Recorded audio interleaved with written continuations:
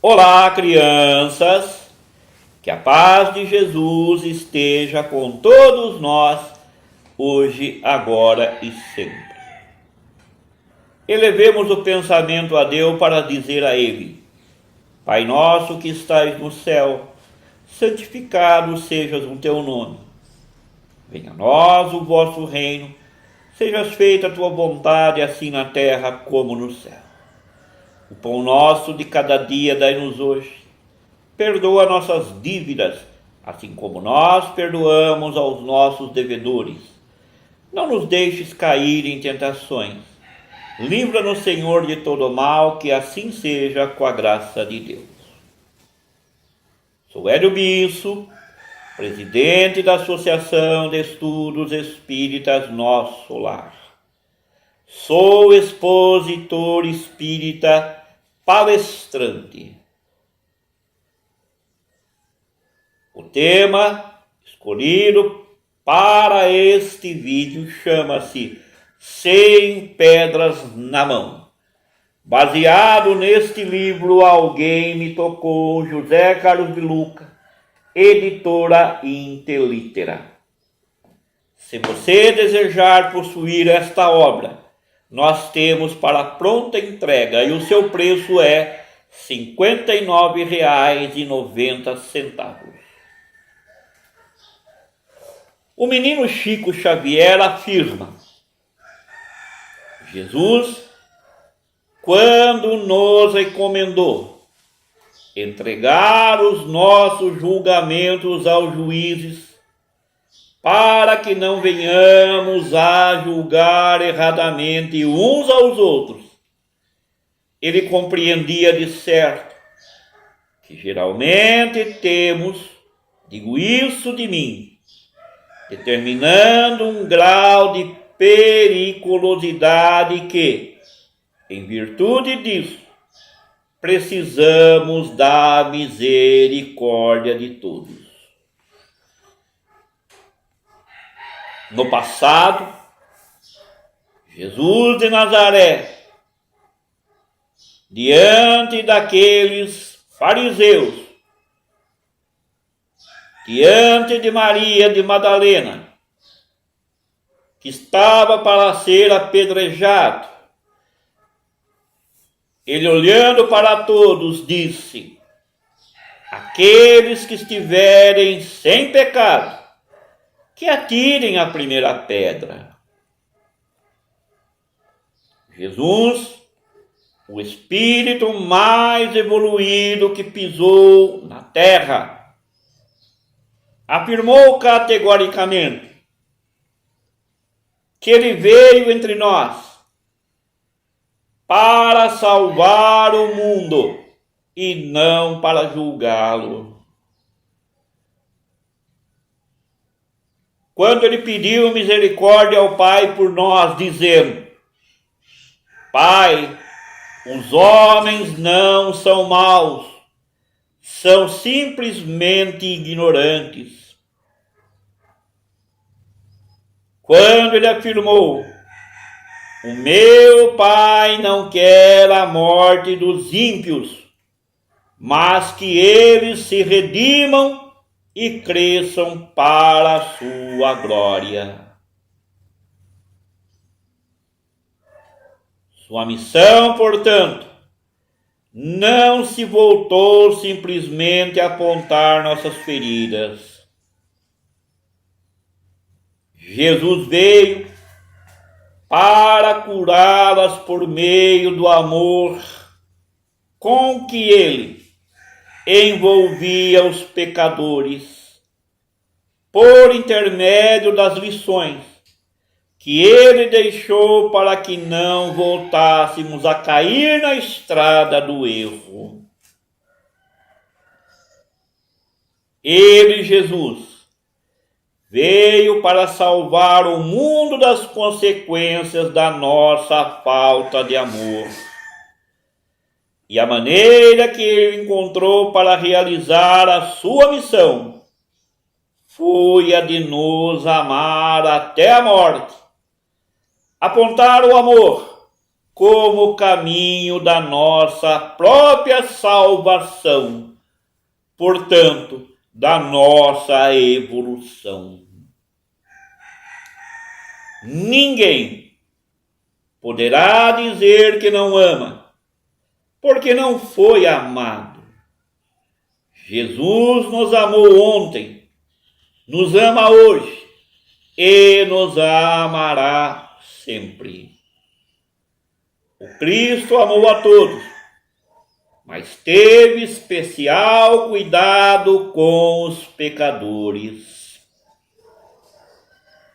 A palavra pecado, meus irmãos, deriva do latim peccatum, daí surgindo a expressão impecável, que no caso seria a qualidade da pessoa sem defeito ou falha. Afirmando Jesus que teria vindo para os pecadores, isto é, para os enfermos, e não para os impecáveis, Jesus elege estes últimos para que o auxiliem em sua missão junto à humanidade. Portanto, um irmão maior deverá cuidar e respeitar um irmão menor, reeducando-o com os seus exemplos. E para os imperfeitos, ele nunca trouxe e nunca trará pedras. Não trouxe ameaças do fogo do inferno. Antes deu a eles a luz do esclarecimento e o calor do seu coração. Certa feita, indagaram os discípulos de Jesus o motivo pelo qual ele comia com os cobradores de impostos e com as pessoas de má fama. Os cobradores de impostos eram pessoas malquistas, mal vistas pelo povo, porque se excediam na cobrança de tributos. Jesus ouviu a pergunta e respondeu: os que têm saúde não precisam de médico, mas sim os doentes, porque eu vim para chamar os pecadores e não os bons. E ao chamar os equivocados a uma vida nova, Jesus não usava de crítica ou repreensão, mas de amor e compreensão. Eu não me canso de lembrar o caso da mulher adúltera, que todos queriam apedrejar. O mestre livrou-a da morte com a famosa frase que ficará registrada por toda a eternidade: quem de vocês estiver sem pecado, que seja o primeiro a tirar uma pedra nesta mulher. Nem mesmo Jesus, ali presente, que poderia tirar, porque estava sem pecado, a censurou. Disse ele a ela: eu também não condeno você. Vai, não peques mais. Isso não quer dizer que Jesus aprovou o adultério. Ele quer a morte do pecado e não do pecador. O erro não é maior do que a pessoa que o comete. Isso estava muito claro para Jesus, embora não esteja muito claro para a maioria de nós cristãos, que continuamos a confundir o pecado com o pecador. Cristo tinha e tem uma estratégia diferente da nossa, pois ele acolhe o pecador, enquanto a maioria de nós o segregamos. Jesus abomina o pecado, mas ama o pecador indistintamente. Nós rejeitamos o pecado e o pecador, embora curiosamente sejamos tão pecadores quanto aqueles que condenamos. Não é uma incoerência de nossa parte? Como disse Chico Xavier, todos nós temos certo grau de periculosidade, isto é, todos nós ainda percorremos a estrada do erro. E diante disso, com que direito iremos condenar aqueles que tropeçam nas mesmas pedras em que nós também tropeçamos? Jesus nos formula uma pergunta muito objetiva, cuja resposta, creio eu, ainda não demos porque não temos o que responder. Por que é que você vê o cisco que está no olho do seu irmão e não repara na trave de madeira que está no seu próprio olho? Quem cuida muito da vida alheia está cuidando pouco ou quase nada da sua, o que é lamentável, porque há tanto trabalho interior a se realizar na busca do nosso aperfeiçoamento, que não nos sobraria tempo para vigiar a conduta do próximo. E quem não cuida de si mesmo, jamais conseguirá ter progresso na vida, jamais vai ser feliz. Pois o seu mundo íntimo, onde todos os projetos de vida se iniciam e se sustentam, está repleto de traças e de ervas daninhas. Eu conheço muitas pessoas felizes e prósperas. Eu fico a observá-las, a estudá-las, para entender qual o segredo que tinham. E não foi difícil para mim concluir que são pessoas tolerantes com os erros alheios, que não se fixam nos pontos negativos de pessoas e situações, buscam a prática do contentamento com aquilo que a vida lhes pode oferecer. Estas pessoas me fazem lembrar os ensinamentos de Paulo de Tarso. Disse ele: alegrai-vos sempre, orai sem cessar, por tudo dai graças, pois esta é a vontade de Deus a vosso respeito em Cristo Jesus.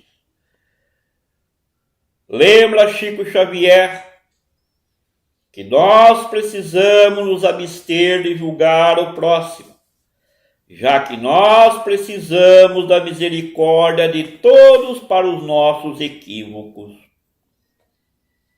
A nossa intolerância com os erros alheios pode apenas ser um disfarce, tentando acobertar os nossos próprios erros. Só lobo conhece outro lobo, meus irmãos.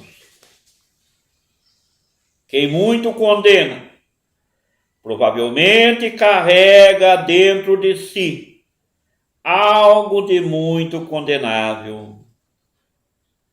Na época de Jesus, os escribas e fariseus eram assim, implacáveis juízos do comportamento alheio, embora se apresentassem como rigorosos cumpridores dos preceitos religiosos. E aí fica uma reflexão para nós, que somos líderes espirituais, para que todos de várias religiões façam um exame de consciência, se nós não estamos agindo como os escribas e fariseus do passado. O Cristo não teve palavras brandas para eles. Ai de vocês, mestres da lei e fariseus hipócritas, pois vocês são como túmulos pintados de branco, que por fora parecem bonitos, mas por dentro estão cheios de ossos de mortos e de podridão. Por fora vocês parecem boas pessoas, mas por dentro estão cheios de mentiras e pecados. Seria bom que cada um de nós tivesse a coragem suficiente para enxergar a nossa podridão. Eu estou certo de que esta atitude interior, que demanda muita humildade, faria com que cada um de nós jogássemos fora todas as nossas pedras que temos na mão. Porque se estivermos com ela na mão, dificilmente conseguiremos tocar o coração de Jesus. Como erguer as mãos, meus irmãos, em súplicas ao céu, se elas estão cheias de pedras acusadoras? Como esperar pelas bênçãos de Jesus, se amaldiçoamos a vida do próximo com os nossos julgamentos? O Cristo nos diz que seremos julgados pela mesma medida que usarmos para julgar o próximo. Se a vida está sendo muito dura conosco, pode ser que nós estejamos sendo muito duros para com os nossos semelhantes. Quando condenamos alguém, estamos lavrando uma sentença condenatória contra nós próprios. Se Jesus tem um coração que perdoa e compreende, por que o nosso coração não é capaz de fazer o mesmo? Esta é a proposta de Jesus. Jogar fora as nossas pedras, olhar com humildade para a nossa própria periculosidade. Como disse Chico Xavier, sem pedras na mão, sem fogo na língua, a nossa vida fica mais leve e mais próxima do amigo Jesus. Na noite de hoje, façamos esta prece e meditemos o seu conteúdo. Amado Jesus, hoje eu recuei no tempo. Voltei 2022 anos atrás e me vi entre aqueles homens bárbaros com pedras na mão, prestes a matar a mulher pecadora. E bem eu me lembro que eu o vi se aproximando e olhando com especial ternura para aquela jovem e inexperiente mulher. Confesso que eu não entendi seu olhar cândido e cheio de paz. Nós o desafiamos a dizer se o nosso ato era contrário à lei de Moisés. E você nos deu uma resposta que até hoje está em minha consciência. Atire a primeira pedra aquele que estiver sem pecado. Mais de 2000 anos se passaram e eu ainda me vejo com pedra nas mãos, golpeando irmãos caídos a quem antes eu deveria socorrer com a minha compreensão e silêncio. Ah, Mestre amado Jesus, como estas pedras me pesam na alma. Por que ainda eu as carrego? Será porque também me sinto em erro? Será que eu estou tentando disfarçar a minha própria podridão? Será que o ato de julgar o outro que se equivoca não será uma estratégia inconsciente que utilizo para desviar a atenção dos meus próprios equívocos? Ajudai-me, Jesus, a tirar a cegueira dos meus olhos, para que eu consiga enxergar as minhas próprias mazelas, às quais você jamais fez qualquer referência. Eu bem que merecia ser também apedrejado, mas você mandou todos os meus acusadores embora, para que doravante eu também não me apresente diante de ninguém para acusar e jogar pedras. Que a paz de Jesus esteja com todos nós. Logo, logo nos reencontraremos.